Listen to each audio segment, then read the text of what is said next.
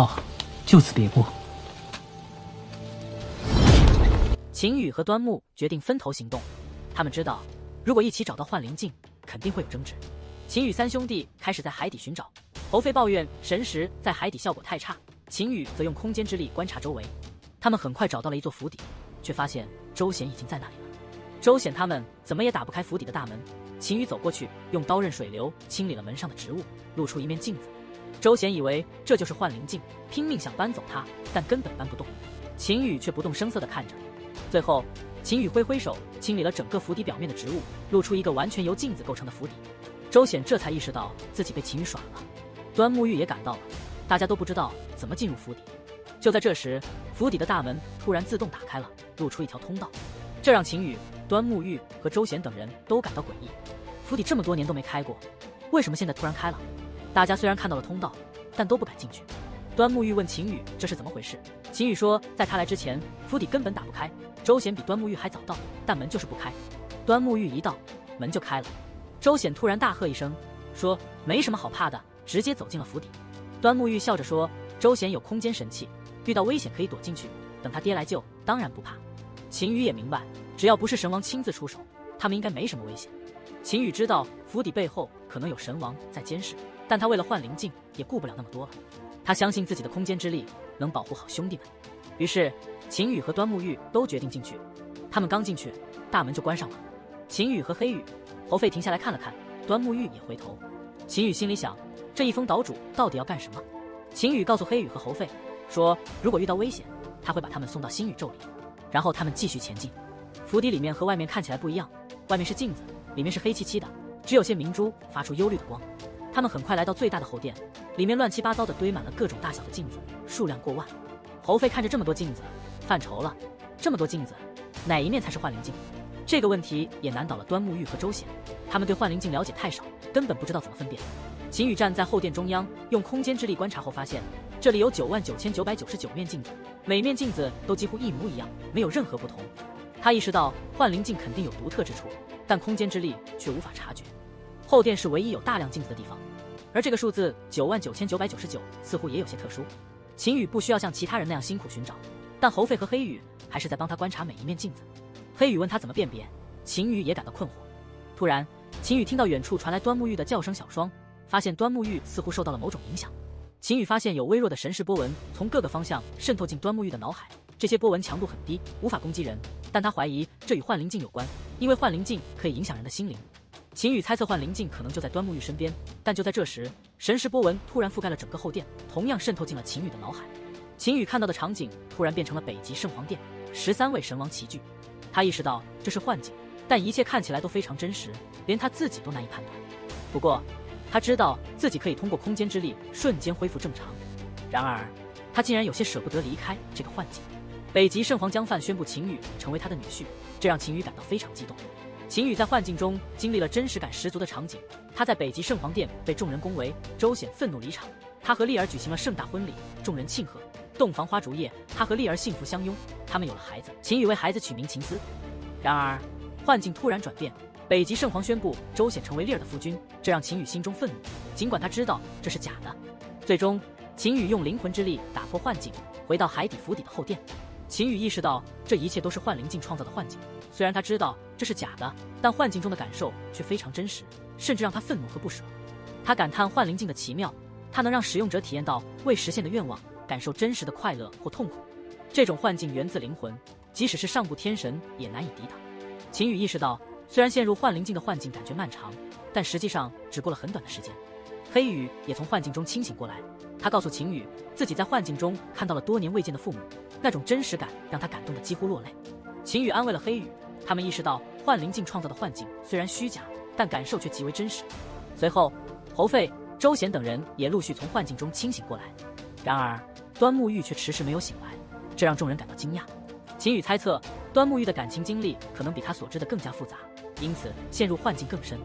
突然秦羽察觉到海底府邸周围发生了剧烈变化，他的空间之力覆盖了整个府邸和周边海底，发现以府邸为中心形成了一个巨大的漩涡，南野群岛周围的海域也开始翻滚，数百座岛屿的天神们纷纷布置禁制来抵挡汹涌的海水。与此同时，天空中雷电交加，七色祥云聚集，雷电在云层中穿梭。秦羽的空间之力只能感知海底的变化，无法观察到天空的情况。海底府邸也在震动，仿佛受到某种力量的影响。突然，整个海底府邸消失了。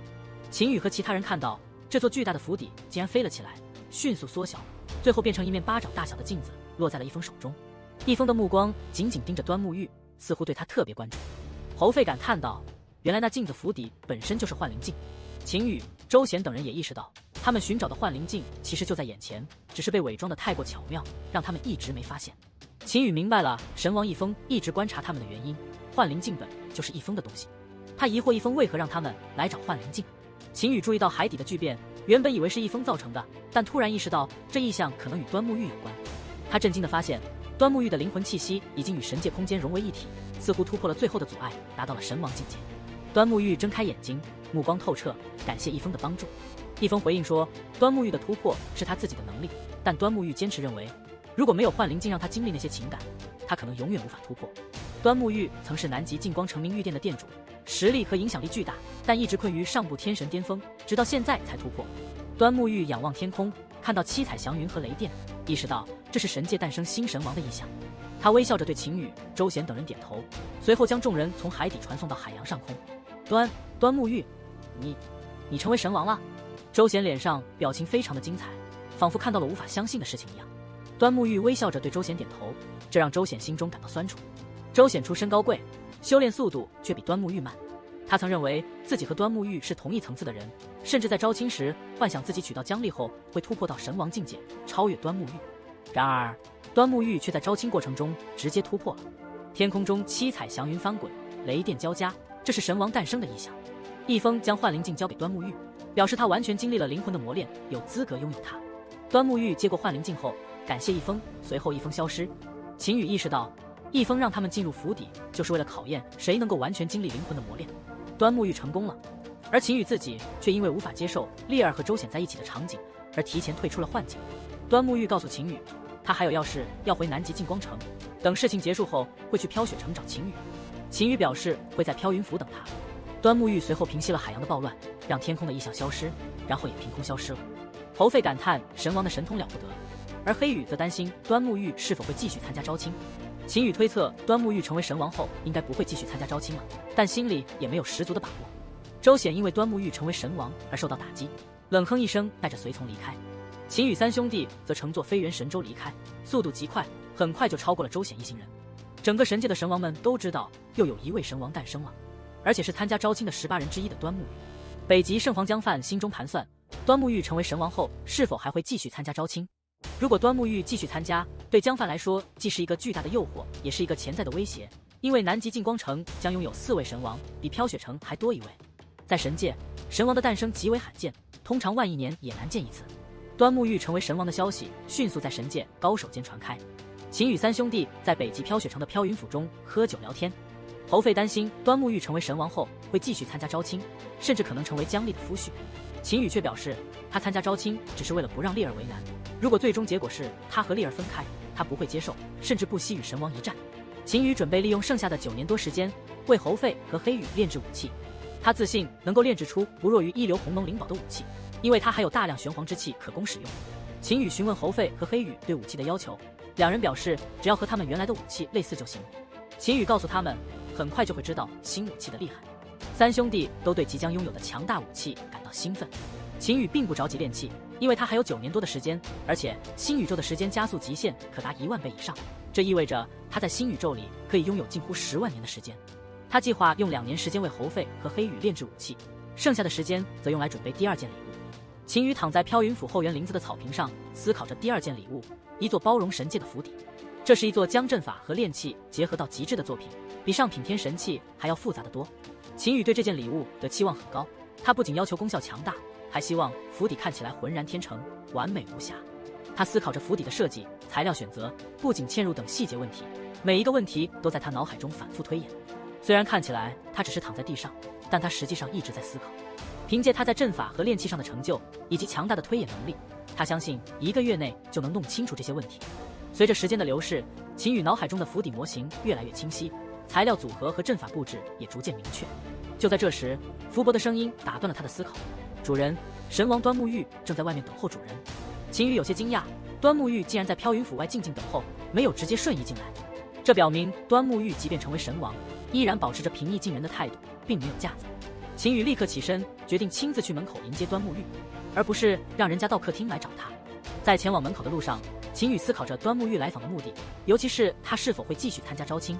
这些问题只能当面询问端木玉才能得到答案。秦羽绕过一座阁楼，远远看到端木玉和2名进士在府邸门口等候。端木玉负手而立，显得从容不迫。秦羽走近后笑着打招呼，端木玉也笑着回应。秦羽示意守卫放行端木玉的2名进士。秦羽对端木玉表示钦佩，称赞他短时间内成为神王。端木玉却说，他早在6000万亿年前就已经达到上部天神巅峰，所以他的进步并不算快。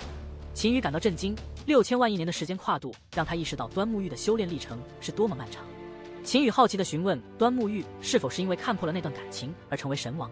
端木玉表示，幻灵境只是让他经历了一段他曾经梦想却一直无法实现的生活。